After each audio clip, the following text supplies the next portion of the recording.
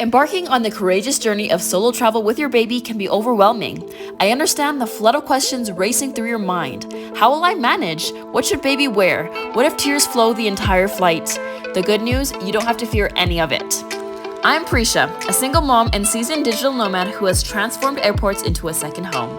I've been on the road full-time with my 9.5-month-old since he was a mere 5 weeks old. Through 16 flights spanning 8 different countries, I've encountered it all. From unexpected flight changes to soothing my crying, overtired baby at 30,000 feet.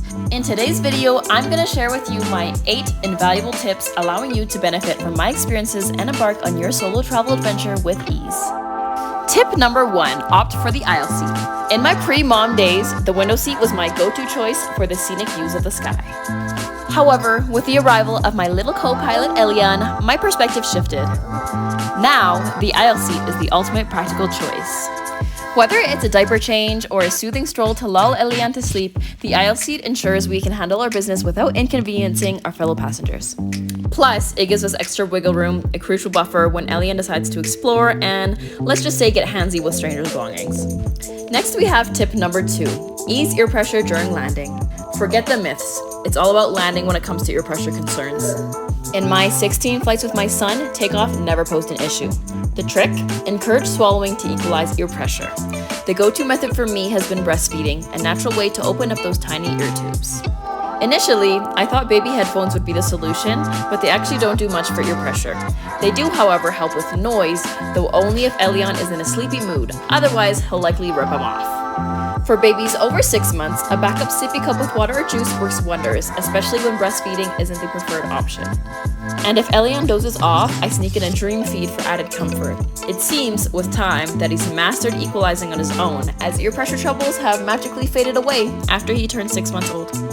Let's move on to next tip, number 3, streamline with a compact backpack. Ditch the traditional diaper bag. I found my travel companion in a packable backpack.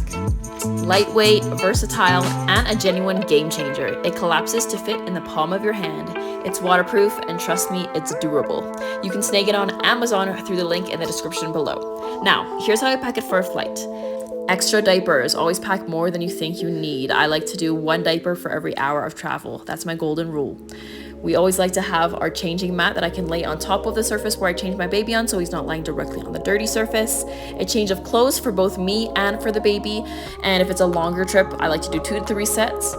Blanket and a sweater so that he is comfortable but not too hot. I can remove the layers if I need to. A sippy cup for hydration, and spill-free is definitely recommended. Next is a mess-free snack, so think easy and mess-free for those in-flight munchies. Toys with a clip. Trust me, it will help when your baby wants to throw something across the plane.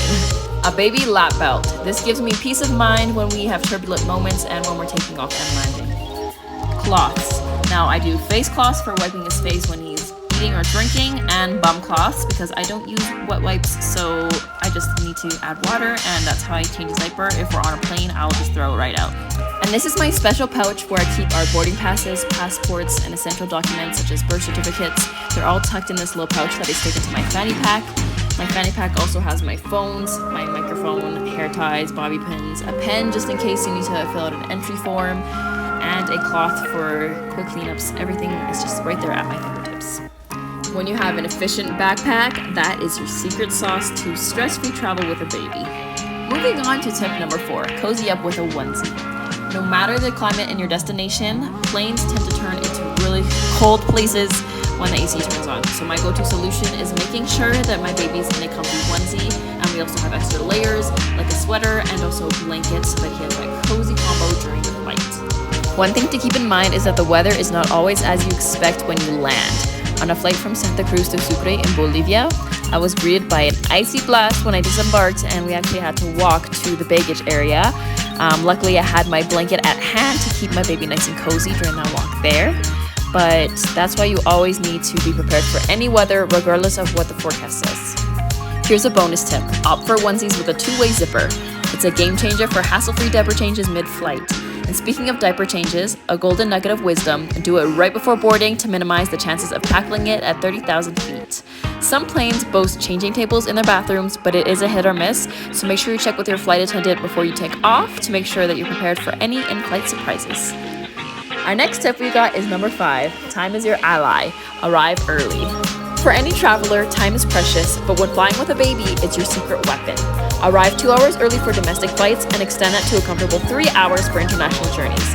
This extra cushion isn't just about beating the check-in queues, it's your buffer for unforeseen surprises. Speaking of surprises, if you're flying solo with your little one, be prepared for the occasional request for parental documentation. In my 16 flights, it happened once during check-in for my flight from Lima, Peru to Santa Cruz, Bolivia. The lady behind the counter seemed skeptical about the birth certificate I presented. A small crowd of coworkers gathered, inspecting the document closely. The tension escalated until someone asked if my son had a passport. A collective, "Oh, he's fine then," followed when they realized that. Crisis averted, but it was a close call, especially with Lima's notorious traffic delaying my journey to the airport. So my advice, the more time, the better. Next we have tip number 6, unconventional entertainment. Ask for an empty cup. Here's a quirky yet effective tip. Ask the flight attendant for an empty cup. Babies have an uncanny ability to find joy in the simplest things, especially items not intended as toys. An empty cup can turn into a source of endless fascination and entertainment, keeping your little one happily occupied for a surprising amount of time. Now I know some recommend bringing new toys for the wow factor, but I take a minimalistic approach as a nomad mama. Imagine needing a suitcase just for toys after every flight. Embrace simplicity and utilize the resources available on the plane. An empty cup might just become your secret weapon for in-flight amusement. This next trip made my life so much easier traveling with a baby. Wear your baby and reserve the stroller for your bags. The perks are plentiful. In my early travel days with my little one, I would load him into the stroller while juggling bags, and trust me, navigating security became an Olympic-level challenge. Another insider tip, some officers might insist on you taking your baby out of the carrier while you go through security, but if you politely plead a little bit, it can sometimes work wonders, especially if your baby's sleeping. Explain to them that you really don't want to have to wake them up to go through security. A considerate officer might just change their mind. And when it's time to fold down your stroller for gate checking, doing it without a baby in your arms is a logistical win. Now, brace yourself for 2 bonus tips. First bonus tip, get a protective bag for your car seat and stroller. I use the one from Up a Baby as they will reimburse you for any damages incurred during travel. Bonus tip number 2, ask for help. Now I know you're a super mom and I know you don't need the help, but trust me, it makes your life easier. And usually when people see you alone with a baby, they're gonna offer to help anyways. But if they don't, just go and ask for the help. You're not gonna regret it, and most people will say yes. Now, last but not least, we have number 8, embrace calmness and confidence. For my final tip, let it be a reminder to stay calm and breathe. You got this. Every flight with your little one will present unique challenges influenced by their mood and unpredictable circumstances. The key? Be flexible and adaptable. Traveling with a baby is not a walk in the park, but you're more than capable of handling the hurdles. In navigating these challenges, you're not only ensuring a smooth journey, but you're also building your character, resilience, and self-confidence. By showing your child that anything is possible, even in the face of single parenthood, you're instilling in them the belief that strength knows no bounds. Remember, you're always under the watchful eyes of your little one. Every adventure you embark on contributes to shaping their personality and worldview. You can do this. If you have any more questions or concerns about solo travel with a baby, drop a comment down below. And for additional insights, check out my e-guide, 7 tips for traveling solo with a baby, in the description below. Subscribe for more videos like this, as well as travel vlogs and hotel reviews. And if you liked the video, give this video a like, as it really helps out the algorithm, show this video to more people. And I thank you guys so much for watching. Stay blessed, and I'll see you in our next video. Bye.